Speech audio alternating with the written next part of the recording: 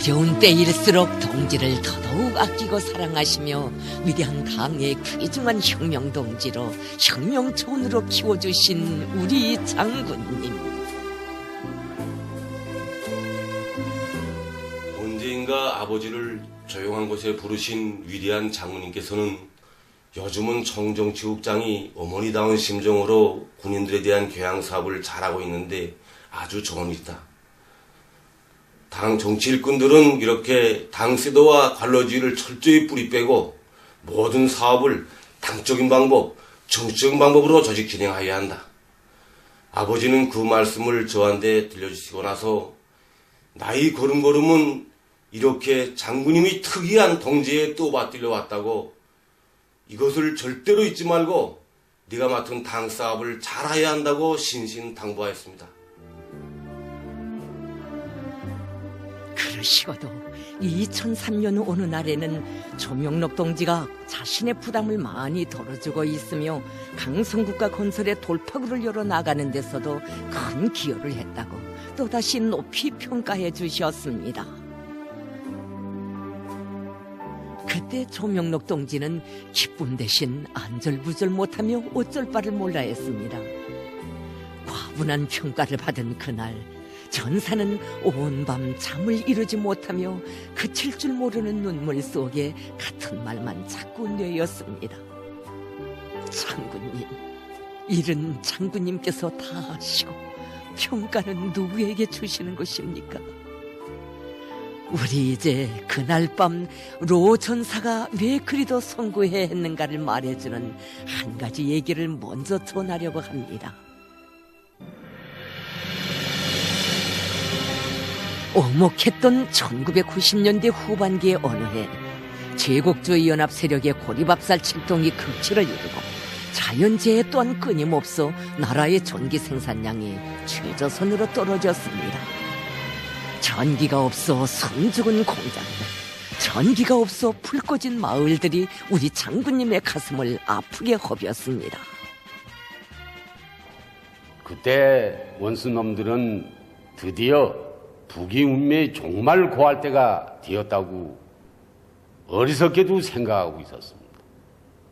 그래서 놈들은 마치도 우리가 다 되기라도 한 듯이 축배장까지 지으면서 침략의 기회를 호시탐탐 노리고 있었습니다. 정말 다 겪은 일이지만 우리 조국과 인민은 실로 준엄한 시각에 직면하고 있었습니다. 바로 그러한 때에 위대한 장군님께서는 국방위원회 제1부위원장에게 나라의 절박하고 절실한 전기 문제를 맡아 풀 때 대한 영예로운 가업을 안겨주셨습니다. 수종님의 뜻과 의도를 풀어드리는 것을 자신의 삶과 투쟁의 최대 목표로 삼으시던 장군님.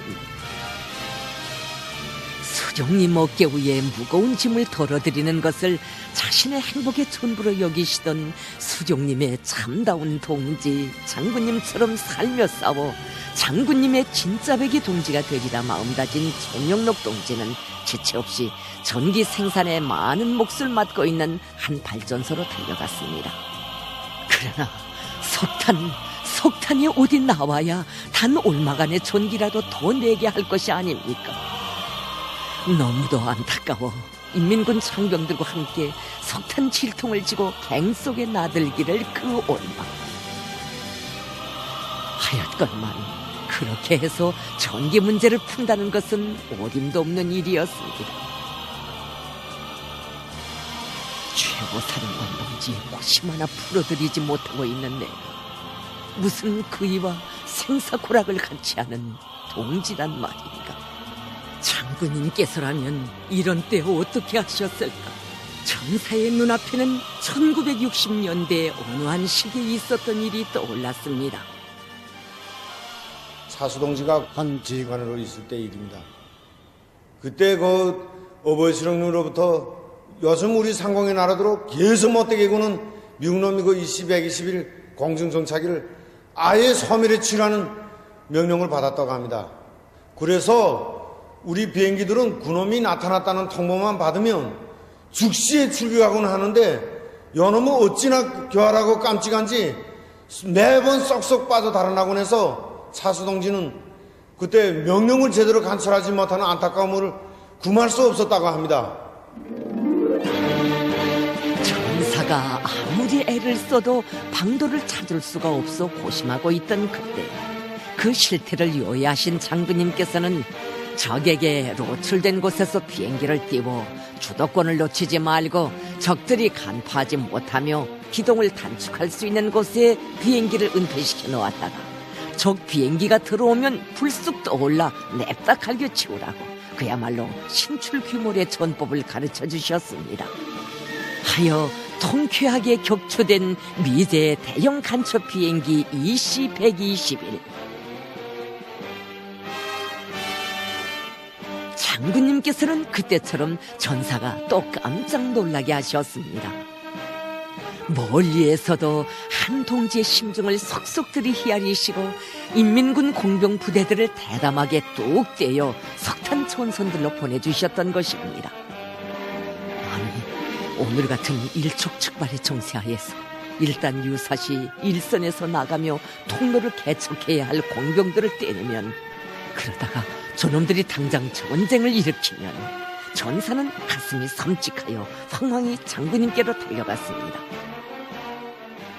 그런데 장군님께서는 전사에게 이렇다고 죄간 놈들이 아무리 그래도 우리가 무서워 절대로 전쟁을 일으키지 못한다고 우리 배심 좋게 전개 문제나 풀어보자고 호탕하게 웃으시며 말씀하시는 것이 아니겠습니까? 하여 숨죽었던 공장들이 기운차게 돌아가기 시작하고 캄캄하던 거리와 마을들이 환한 불빛에 휩싸이게 됐을 때 그 따사로운 불빛이 어떤 위대한 동지애가 펼쳐준 것인지 우리 인민 다는 몰랐습니다. 그 불빛 속에 어려오는 장군님의 영상을 우러르며 조명록 동지는 자책했습니다. 그이와 뜻도 숨결도 같이 한다는 것은 그저 되는 것이 아니다. 천하대적인 노려보아도 명철한 통찰력으로 정세를 꿰뚫어 보시고 대담한 조치를 취해주시며 끄떡하지 않으시는 청출명장의 담력과 배짱, 천재적인 그 예지를 그대로 체현하지 못한다면 그이에 동지될 자격이 없다.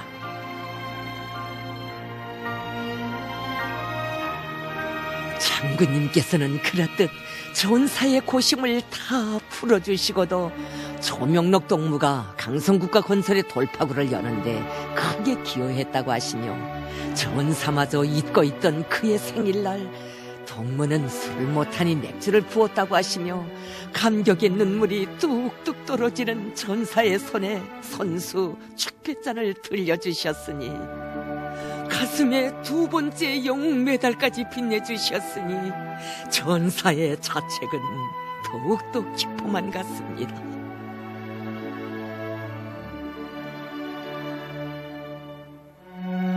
어쩌다 잠자리에 누웠으나 장군님께 걱정만 끼쳐드리는 자신이 민망스러워 온 밤 잠을 이루지 못한 조명록 동지. 하건만 장군님께서는 유리 속을 들여다보듯이 솔직하고 양심적인 그의 마음을 동지 자격 중에서도 가장 귀중한 것으로 보시고 전사에게 더 큰 임무를 안겨주셨습니다.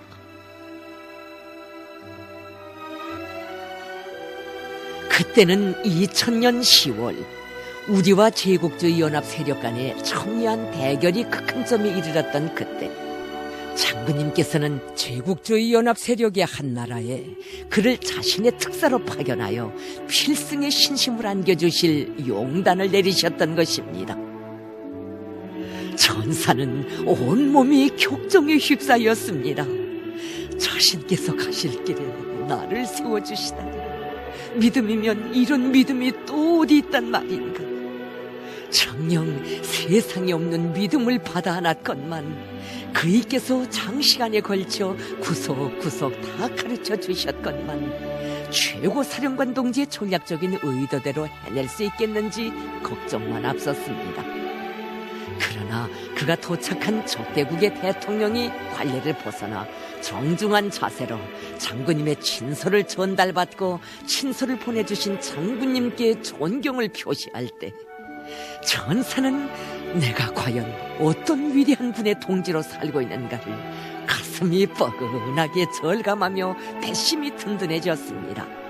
그 탐욕이 있었기에 그이께서 가르쳐 주신 대로 말하고 행동하고 돌아왔을 뿐인데 장군님께서는 그가 자신의 짐을 또 하나 덜어주었다고 가슴 뜨거운 평가를 안겨주셨으니 그때 전사는 세상에 대고 외치고 싶었습니다. 사람들이여,